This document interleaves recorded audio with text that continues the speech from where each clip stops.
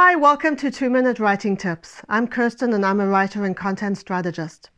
Last week I spoke about the benefits of starting a blog. I'll link that video in the description. Today we'll go over how to start a blog and what should be included. The good news is that it's really easy. There are plenty of free blogging platforms out there. All you have to do is create a profile, choose a template, throw in your own photos and headings, and you're good to go. If you'd like to see a video about what to look for in a blogging platform, leave me a comment.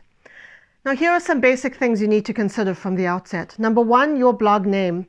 It should be short, it should be catchy, it should be easy to remember. And think of longevity. Will the name you select now still work 5 or 10 years from now? For example, if your blog name makes a reference to parenting your baby, how will that play out when your baby is no longer a baby? Number two, set up social media profiles with the same name as your blog.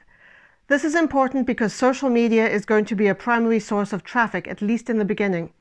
Number three, figure out what your posting schedule is going to be. In order for blogging to work, it has to be consistent, whether you're posting 1 day a week or 5 days a week. The schedule you decide on needs to be sustainable. Don't expect yourself to blog each and every day if you are also holding down a full-time job and parenting 8 kids.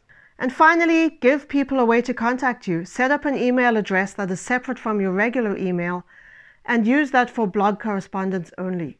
In the beginning, your inbox may look lonely, but as your blog grows and is noticed, you want to be sure other bloggers and businesses looking for sponsored posts or guest posts or book or product reviews are able to get in touch with you.